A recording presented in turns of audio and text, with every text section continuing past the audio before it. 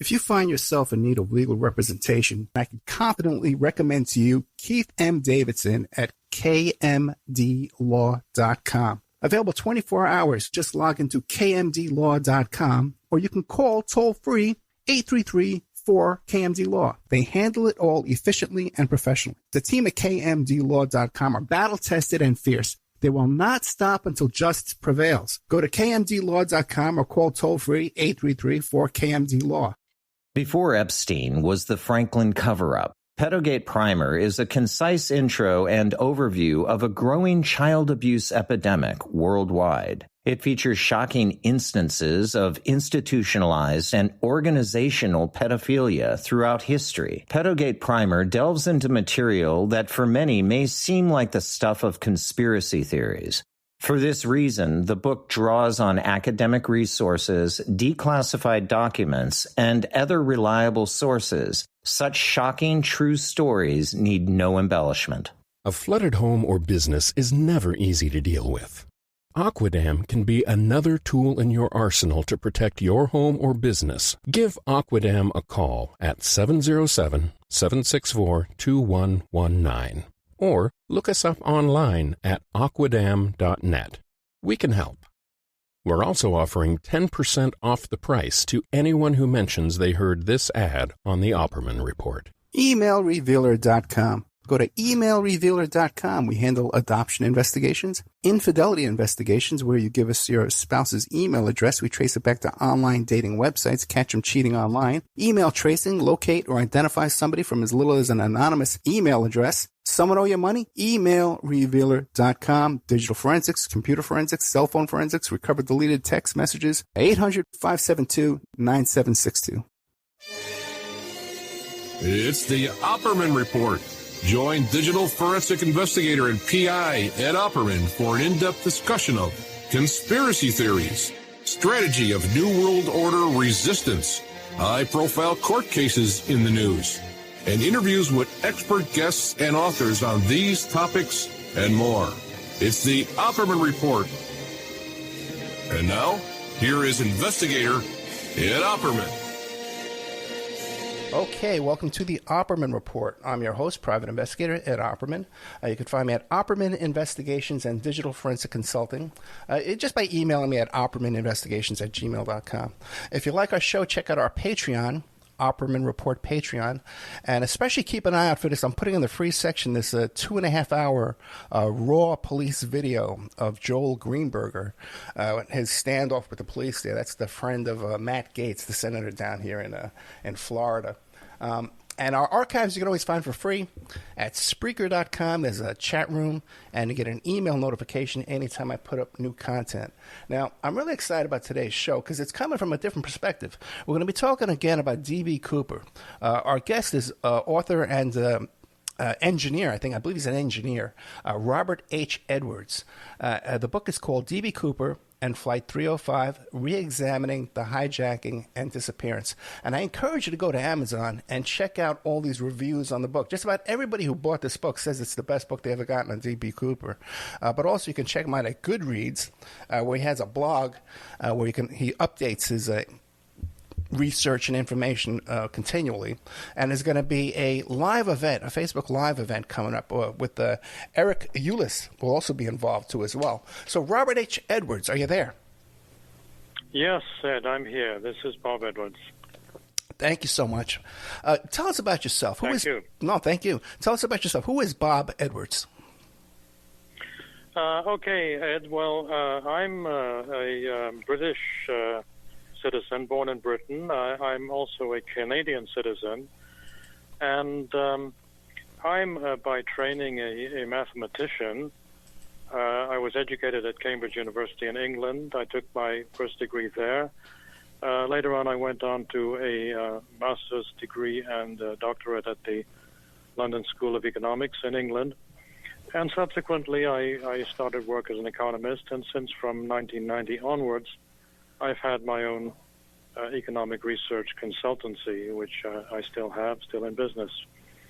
And over the last couple of years, I became interested in applying my what I felt were my skills as a mathematician to some great modern mysteries, of which D.B. Cooper and Flight 305 is the first.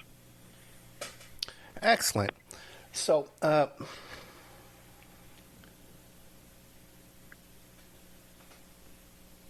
you mentioned in the notes you sent me, okay, that you haven't read any other books. So this is all fresh, first-hand research coming from your own work. Is that correct? Yeah, that's correct, Ed. I took this approach for a very specific reason. It's, I think, very well known that the case of D.B. Cooper and Flight 305 is fraught with all kinds of preconceived narrative and speculation, one might even say fantasy or wishful thinking. There have been a considerable number of people who have either claimed that they know who D.B. Cooper is or was, have even claimed or confessed to be D.B. Cooper on the most flimsy of evidence. And I essentially did not want to get enmeshed in those stories in the absence of any evidence to support those stories. I wanted to keep my mind clear, and I wanted to work exclusively from source documents so that anything I said in the book, I could back it up. I could say, this is a document, these are data that I have.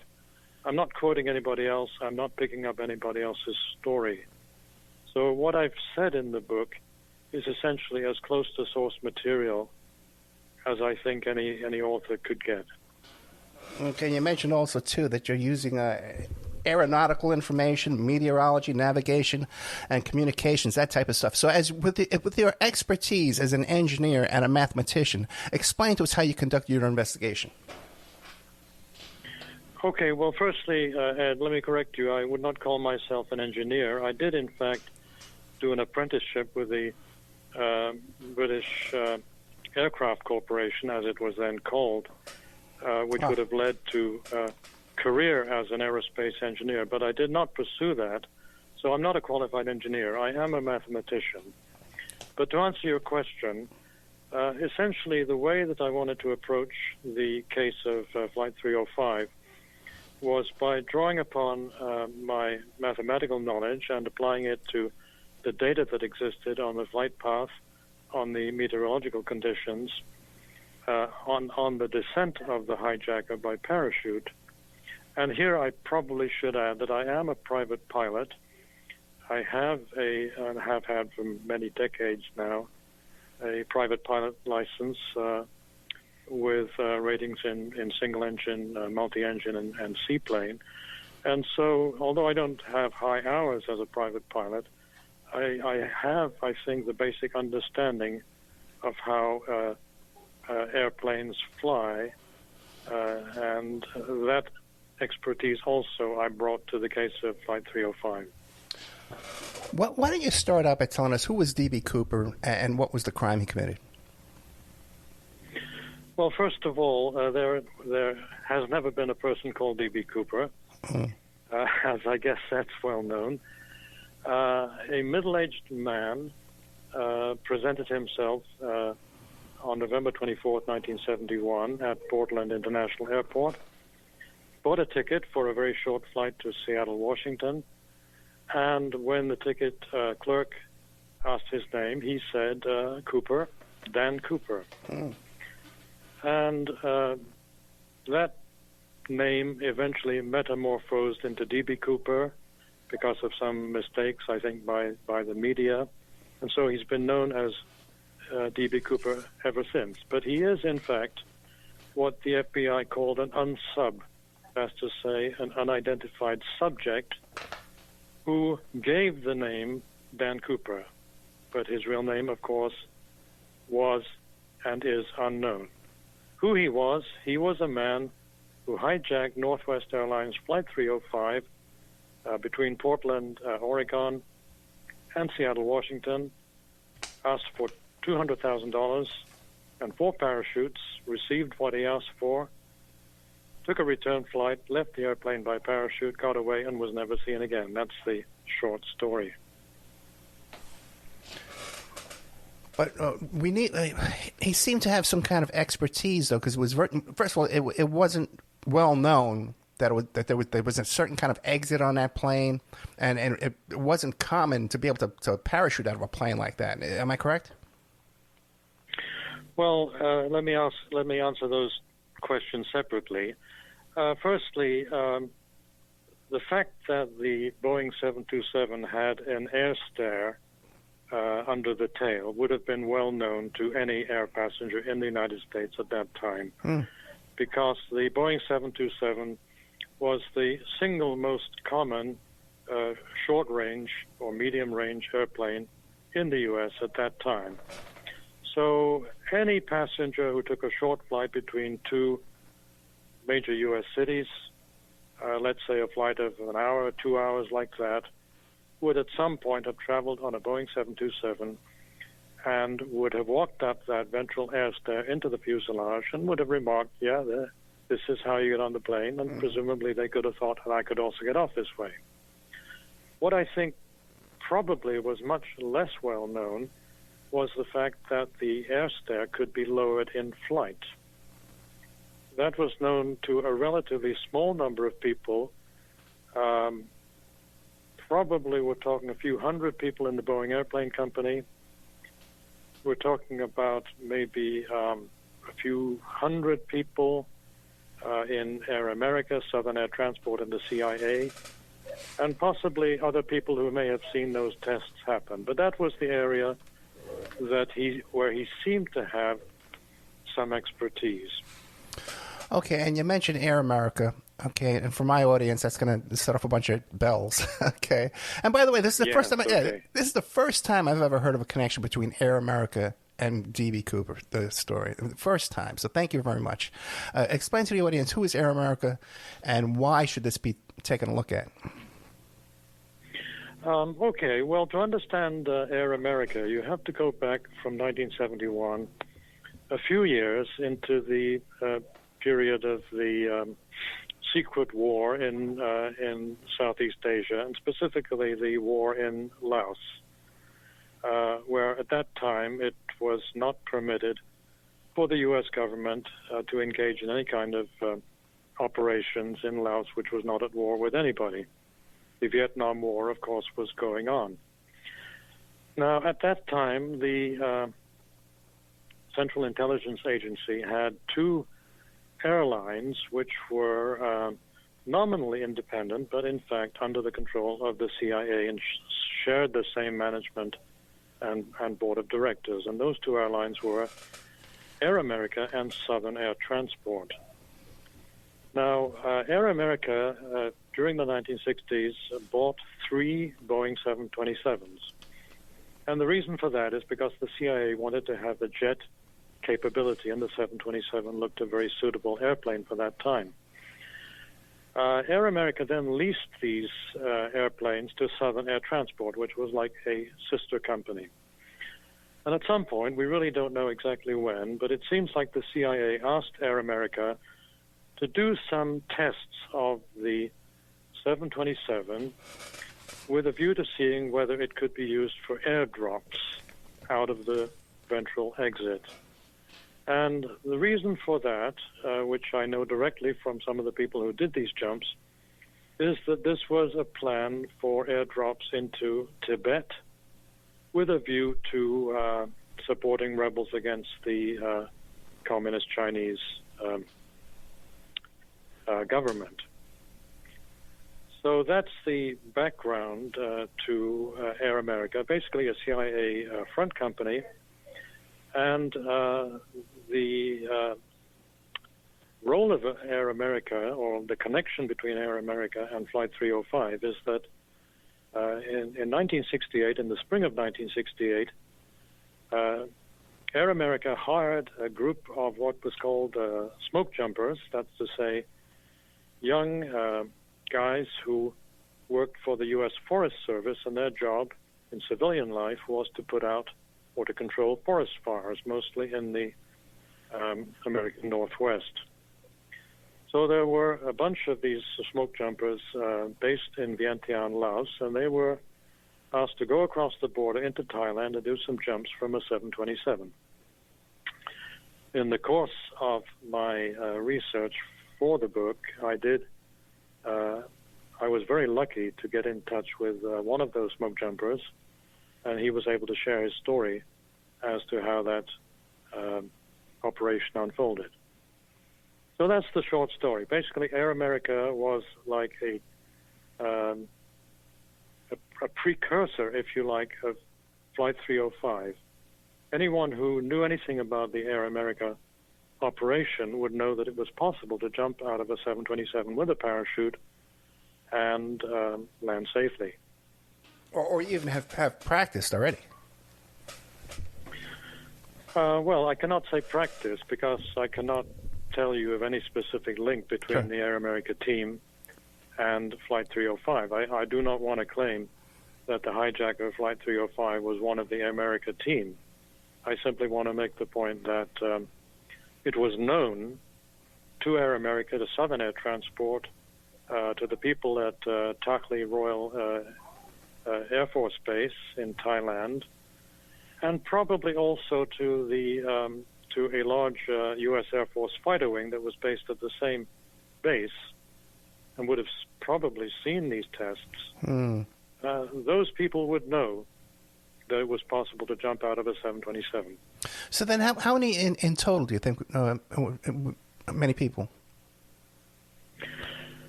I would say people who either participated or knew about the Air America tests in Takli, Thailand, you'd be talking about a minimum of several hundred and a maximum of probably a couple of thousand. Okay.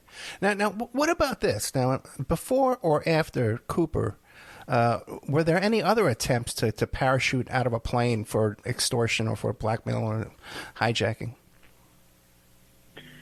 To my knowledge, Cooper was the first. And what about after? I'm sorry? After? Any copycats?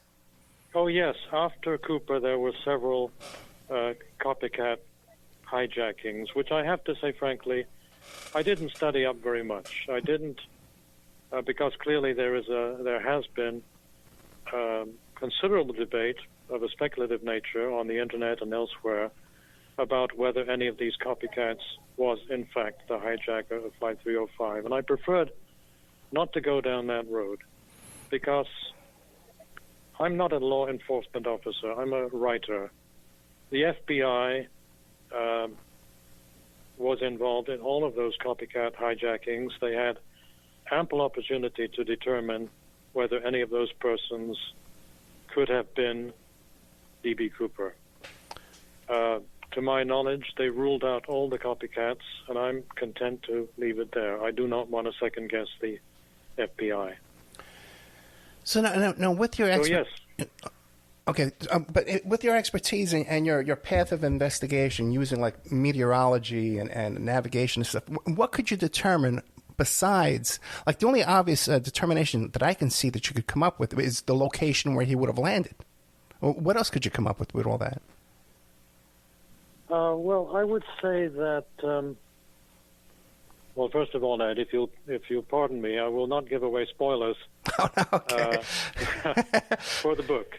Right. But what I will say is that by analyzing the flight path of Flight 305 from Seattle, Washington to Reno, Nevada on that day of November 1971, by analyzing the meteorological conditions that prevailed on that evening, which have been very, very well documented by the National Oceanic and Atmospheric Administration for the last 100 years in the USA, and which I think had never been really analyzed before I attempted to do so.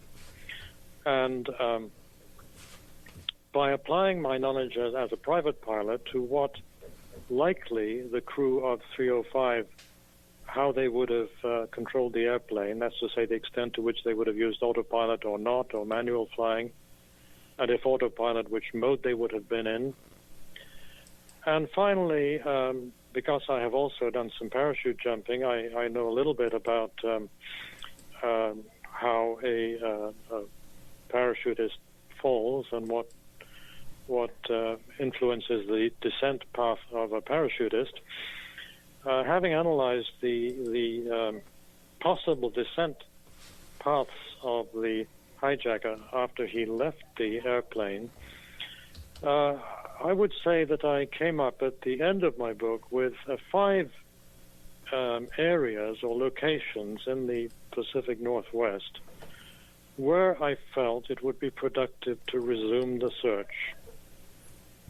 In other words, I believe that the FBI searched in the wrong area. As probably most people know, they searched in the area of Ariel, a small town called Ariel, Washington, which is, I think, it's on the border of Clark County and Cowlitz County, and it's up by Lake Merwin. They searched rigorously in that area using the sheriff's departments and I think the U.S. Army, an area of something like many square miles. I forget the exact number of square miles in a difficult terrain, bramble bushes, and heavily forested area. And they found, as everyone knows, nothing. Mm-hmm. I believe they searched in the wrong area. And one of the principal recommendations of my book was that if they ever wish to reopen the case, then I have 5 areas, which I named in the book, as to where it would not be a waste of time to look again. Or if they don't wish to look, then I would say any private citizen, for fun, for pleasure, for adventure, could go to one of those areas and look for traces of whether the hijacker had passed by. Okay, so great. So I can buy your book, and you're going to give me 5 locations, and I can go out there and do my own little treasure hunt, right? Yes, indeed, Ed. You or any American citizen could get in your SUV or take a Greyhound bus or your car or your motorcycle, go up to the beautiful Pacific Northwest, and have a look in those locations, which I've defined, I think, quite clearly, so there's no mistake about where you should be looking.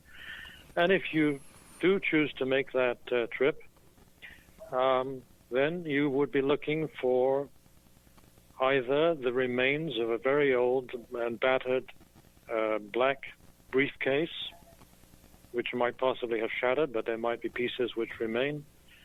Near there or around there, you might find cylindrical objects which might resemble sticks of dynamite, but probably are not.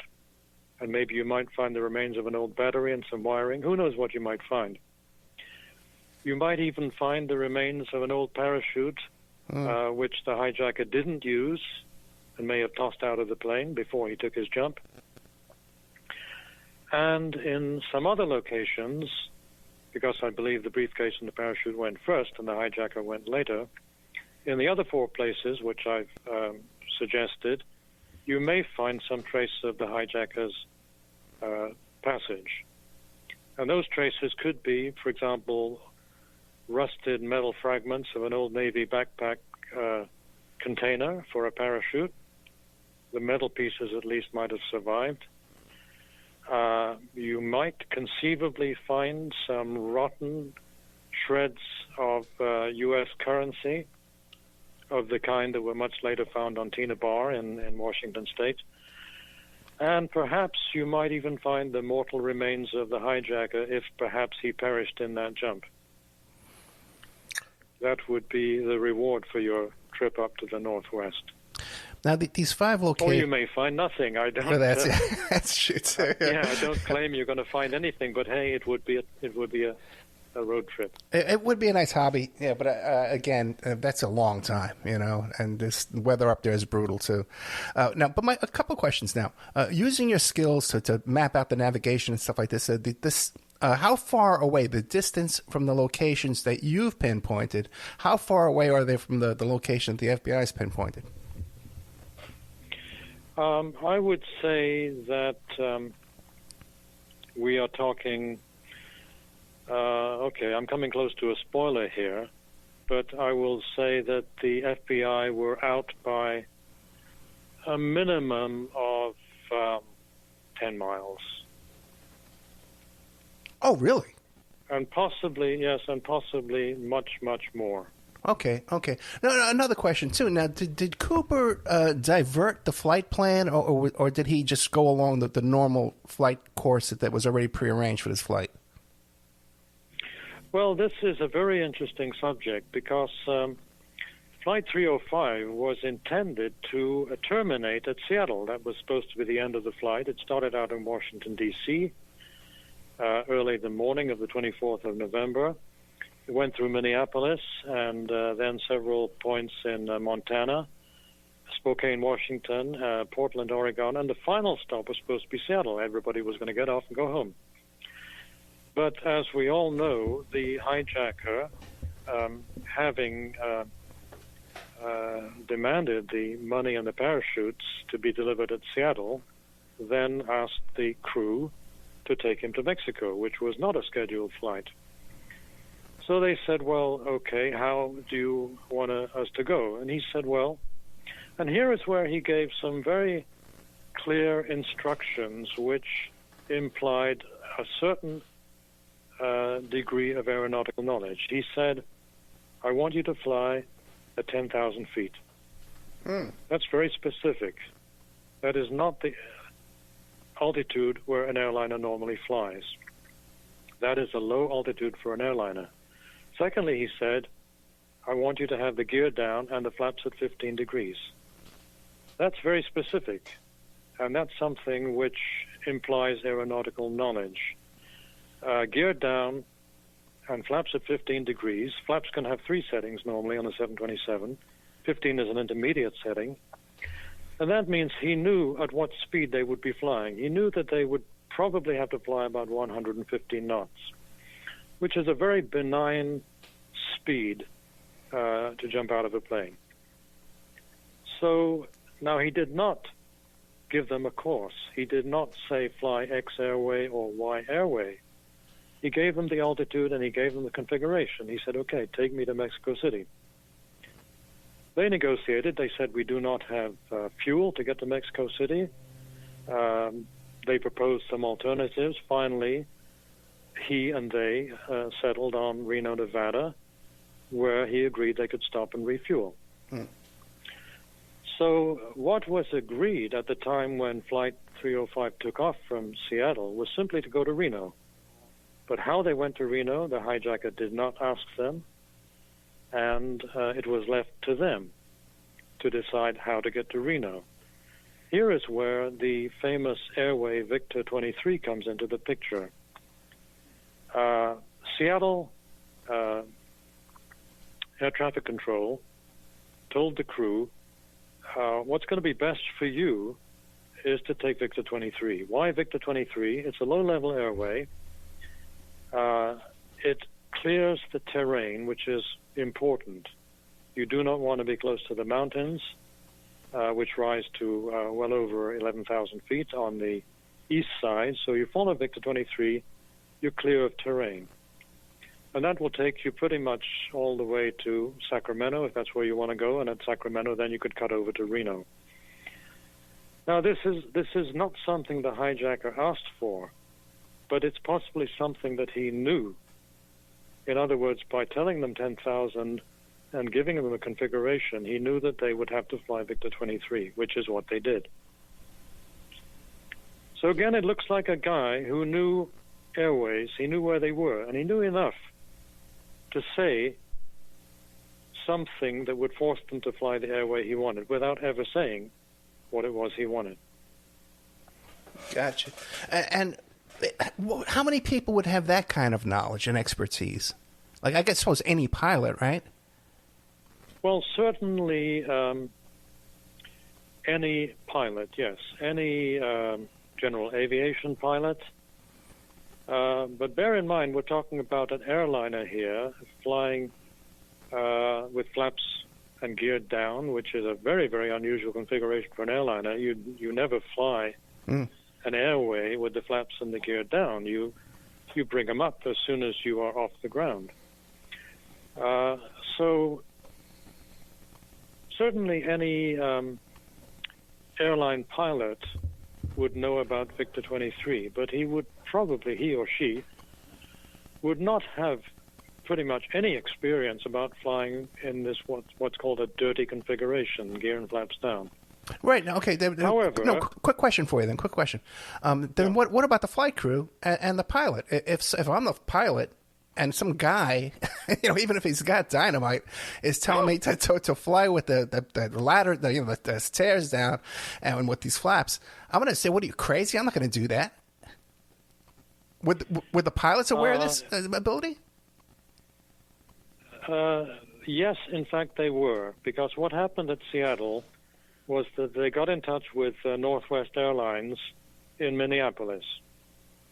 And they said, the guy is asking us to fly with the gear and the flaps down. He's also asking for the air stair down. Northwest Airlines got in touch with the Boeing airplane company, and they said, can this be done? And Boeing said, yes, it can, because we've done it. And this is something which I didn't mention to you, Ed, before, but prior to the tests in Thailand in 1968, the Boeing airplane company had done similar tests in Washington State in 1963 and 64. Wow.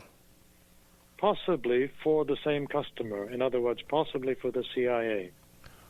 Those tests were very, very little known. But, of course, everybody in the Boeing airplane company would know about those tests.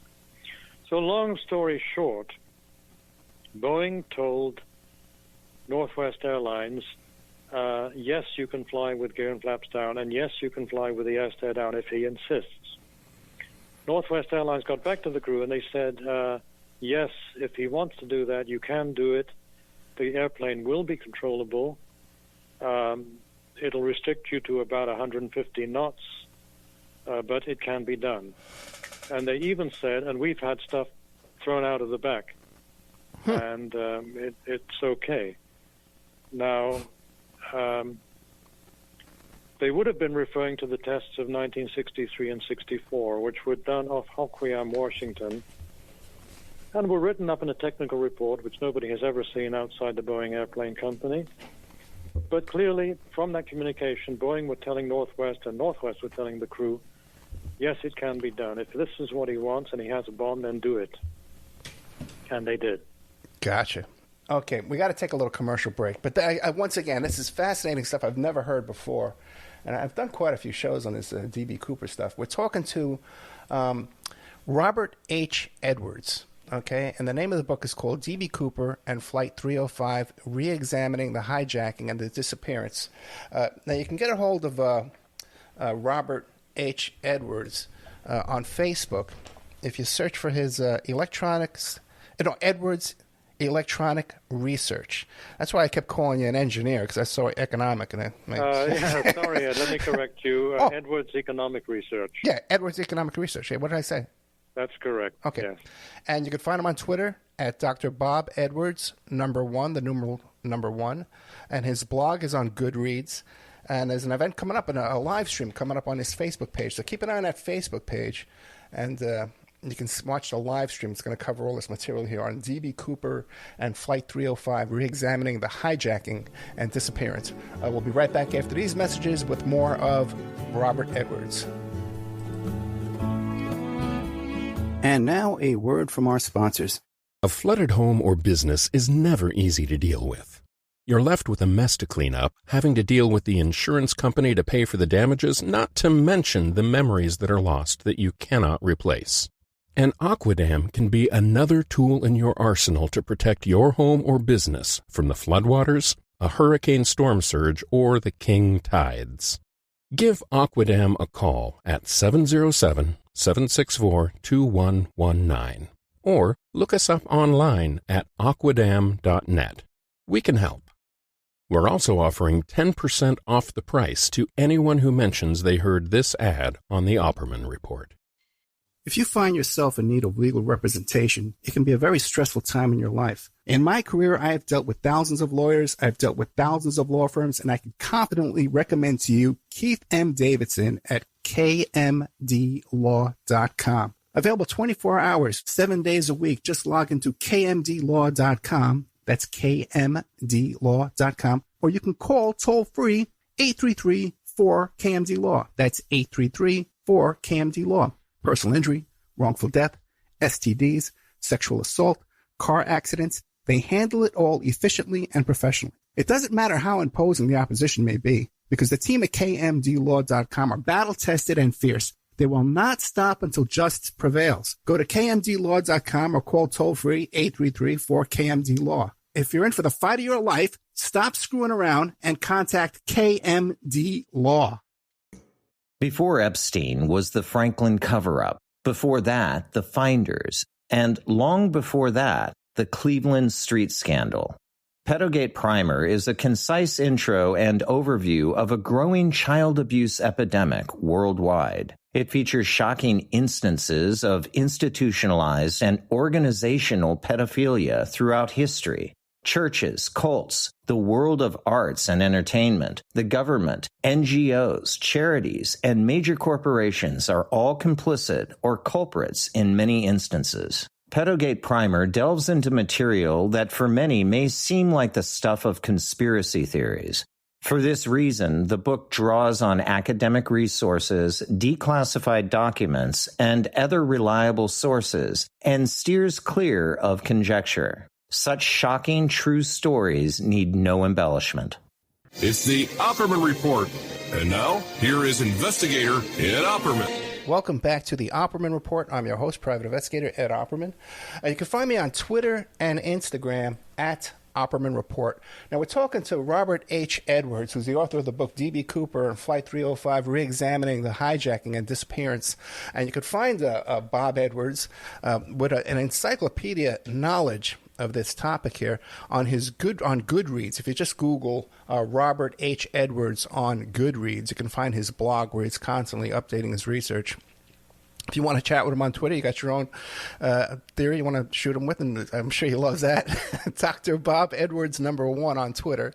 On Facebook, you could find him at Edwards Economic Research, and there's going to be a live Facebook Live event coming up on Facebook. So keep an eye on his Facebook page to find that. But Bob Edwards, a couple of quick questions. Now, you say that they were able to call up. Yeah. Well, first of all, what time of the day was this hijacking take place? I always assumed it was at night. Yes, Ed, that's correct. Flight 305 arrived in Portland, Oregon, round about 2 o'clock in the afternoon of November 24th, and that was about the time that the hijacker bought his ticket at Portland Airport. He paid with a $20 bill, and indeed there's a whole story there relating to the very, very few people who physically saw the hijacker for any length of time. And if we have a little bit of time, I could perhaps go into the witness statements about what the hijacker looked like. Yeah, please do. But coming back to the timing, approximately 2 o'clock, the hijacker bought his ticket, patiently waited in line, and paid with a $20 bill, which has now, of course, been lost. The FBI wished they could have found it, but they never did. And then he went to the airplane, walked on the airplane. He was the second last aboard the airplane. And he took, as everyone knows, seat 18E, which is the last seat on the right-hand or starboard side of the airplane. That whole row was empty, except for a young college student from the University of Oregon in Eugene who was sitting in 18A, exactly opposite the hijacker. And there's a great story there, which we may not have time for, about what this student saw and felt during the flight. Coming back to the timing, the airplane took off at, I think, if I remember correctly, 2:58 p.m., and as far as we can tell, even during the taxi, before the plane had even left the ground, the hijacker turned to one of the stewardesses, or the second stewardess, and presented the note in which he gave his demands for the money and the parachutes. Let me correct myself. He did not ask for that till later. His first demand was very simple and kind of chilling. He said, "Miss, I have a bomb, and I would like you to sit with me." That's a very chilling message, but somehow at the same time kind of polite. Like I said, I correct myself. The demands for the money and the parachutes came later. What time? So not to get ahead of ourselves. Real quick, because my curiosity is, what time did he make the request to lower? Did he start talking about lowering that ladder and the flaps? Because I'm curious, like, how were the FBI able to get somebody from Boeing on the phone in the middle of the night and to find out all this information? You know what I'm saying? Yes, I understand, Ed. No, This was not the middle of the night. Okay. They arrived in Seattle somewhere around 5 p.m., so it was still light at that time, or maybe it was just getting dark. Now, Portland to Seattle is normally a 36 or 35-minute flight. But because there was a hijacking going on, and they had to get the money and the parachutes to Seattle, and he wanted them by 5 o'clock, they had to circle over Seattle and Tacoma for approximately 2 hours. And, of course, they told the passengers a story about mechanical difficulties, and they had to burn off fuel, this, that, and the other. Mm-hmm. And so the 35-minute flight became a 2.5-hour flight and finally landed at 5-something in the afternoon or early evening. That story has been well told by other people, so I don't propose to repeat it. But in essence, the money was delivered, the parachutes were delivered. The hijacker allowed all the passengers to leave. He allowed 2 stewardesses to leave, but he kept one as a kind of hostage, let's say. And he allowed the 3 flight crew to remain on board, although they never saw him because they stayed on the flight deck the whole time. The takeoff, once he had the money in his hand and the parachutes, the takeoff occurred at 7:36 p.m. By that time, it was dark. And it was around 7:30 that they had to contact Boeing to find somebody who would have the expertise? I would say that happened a little before. The transcripts don't make it very clear. That's fascinating. But it would have been sometime before 7:36, obviously. Exactly how much before, I would say, best I can say is sometime between 5 and 7 p.m. Northwest Airlines were in touch with Boeing. It's not clear whether the FBI were even in the loop at that time. Okay. There's no record in the transcripts that the FBI appear in the communications. So probably the FBI. Someone in air traffic would track down, I guess, the president of Boeing at his house and got his home phone number, and then he put him in touch with an engineer or expert who would know this? My guess is it would not have been the president of Boeing. My guess is it would have been Northwest's director of technical operations in Minneapolis, talking to a kind of peer, an engineer in Boeing. Gotcha. Okay. The guy in Minneapolis would have known who to talk to at Boeing. It would not be the president. Okay. It would be a Boeing engineer. He would get straight to the point. He would say, I need to talk to a guy who was connected with the Boeing tests of the air stab back in 63, 64. And the people in Boeing would have said, yeah, we know the guy you need to talk to. Give me 5 minutes, I'll put him on the line. Excellent. So now we only have about 10 minutes left. Now, there were 2 topics we were talking about discussing, the debris on the money, if we can cover that, or if you want to talk about the description of Mr. Cooper. Okay, well, I think the description of Mr. Cooper is quite interesting. Okay. There were a total of approximately 10 or 11 witnesses who gave to the FBI their recollections of the hijacker, what they remembered of him physically. And those recollections are really quite consistent. The ones which are obviously most important are those of the junior stewardess, who was the intermediary between the hijacker and the rest of the world. And she put him... First of all, she said he was a white man. He looked and sounded American. He did not have any accent that she could detect. He was between 5'10" and 6'1", and she herself was a tall woman. She was 5'8" herself. So when she says 5'10" to 6'1", I think that's a good testimony. There were a number of people that described him as having a slightly dark or olive complexion, but they were mainly in a minority. Most people said he seemed to be white or Caucasian. He had a full head of hair, black hair, jet black hair, no trace of gray. He was clean-shaven. He wore sunglasses most of the time, so very few people saw his eyes. He seemed to be quite thin, like 170, 180 pounds, which is quite thin for a guy that tall. He wore a suit of a dark color, and there was some suggestion that the suit didn't quite match him. It's like he was not used to wearing a suit. Somehow he was trying to look like a businessman, and for many people he could pass. But if you look carefully, you would see this guy is not a businessman. This guy is wearing a cheap suit, a cheap tie, and he's trying to pass for a businessman.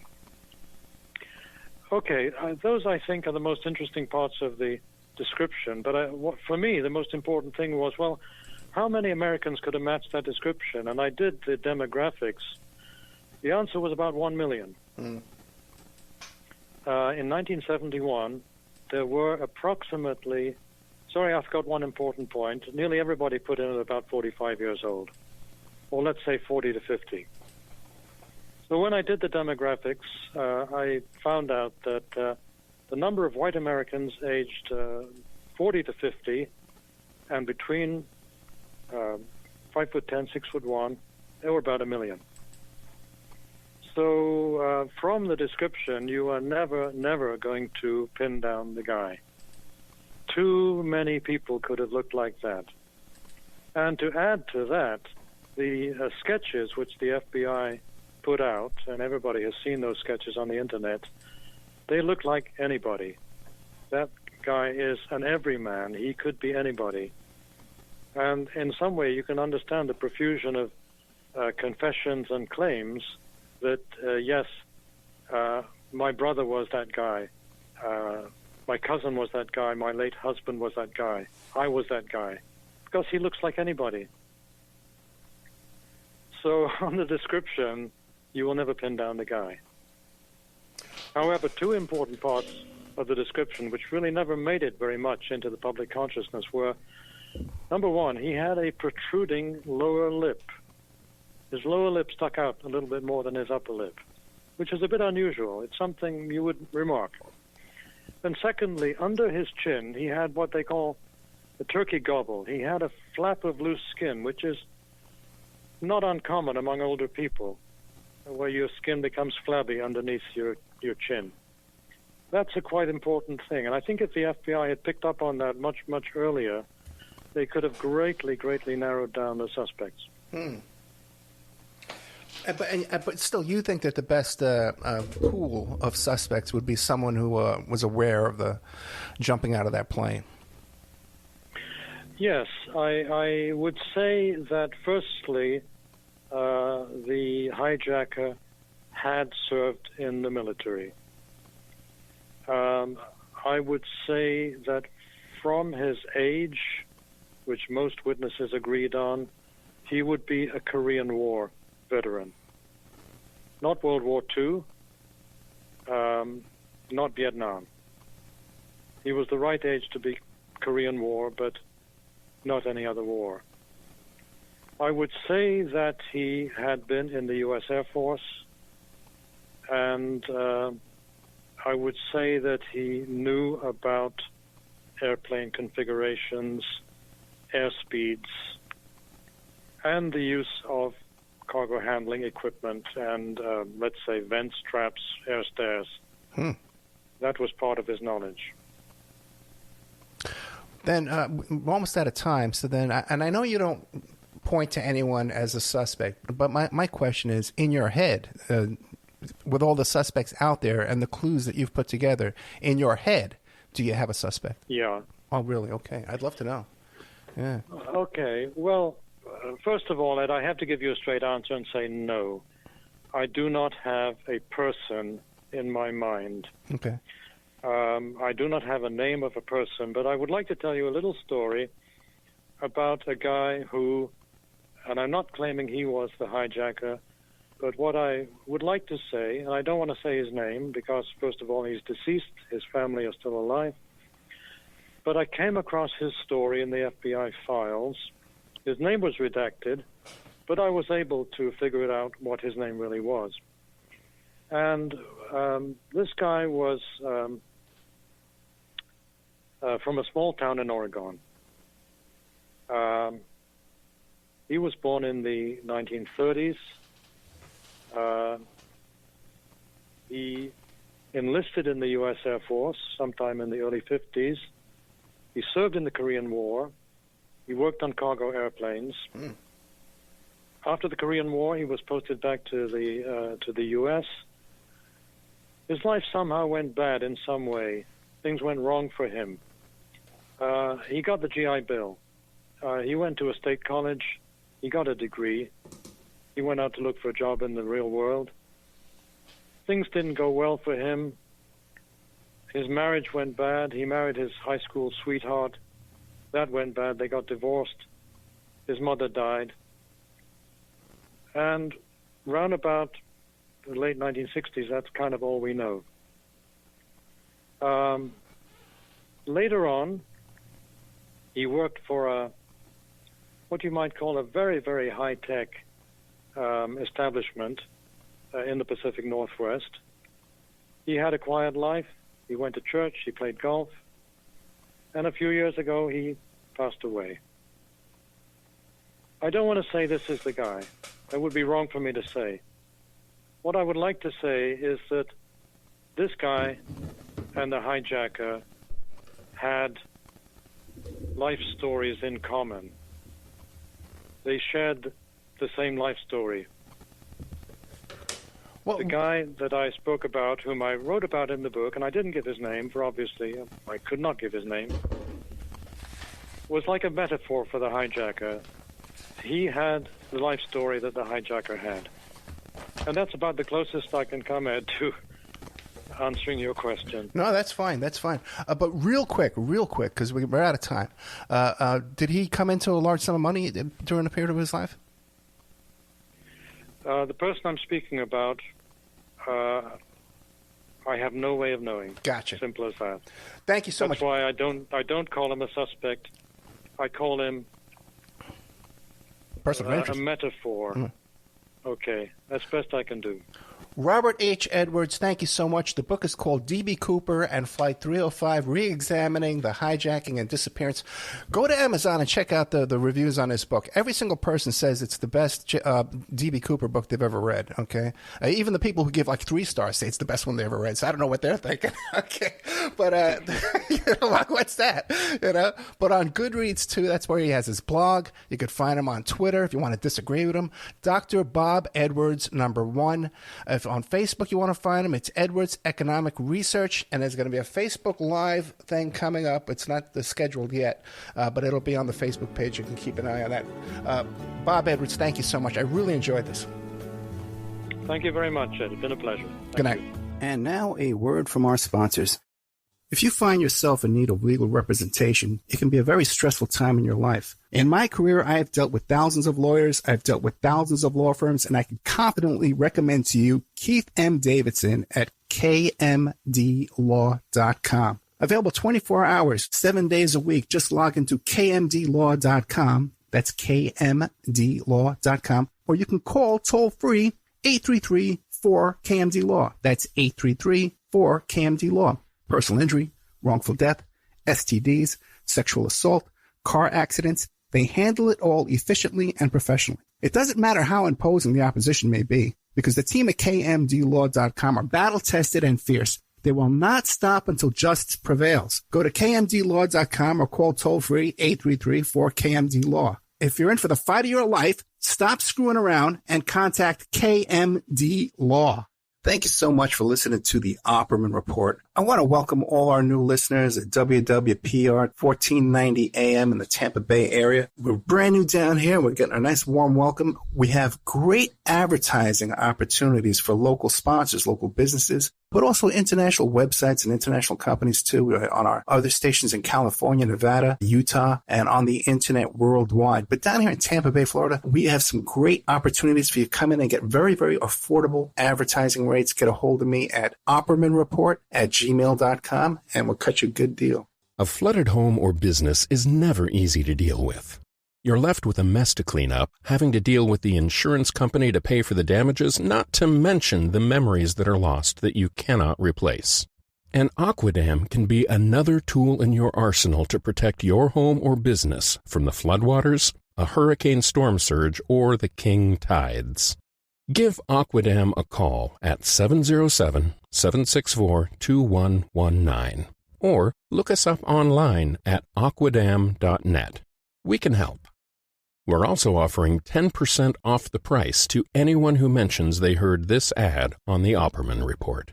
Emailrevealer.com. Go to emailrevealer.com. We handle adoption investigations, infidelity investigations, where you give us your spouse's email address. We trace it back to online dating websites, catch them cheating online. Email tracing, locate or identify somebody from as little as an anonymous email address. Someone owe you money? Emailrevealer.com. Digital forensics, computer forensics, cell phone forensics, recover deleted text messages. 800-572-9762.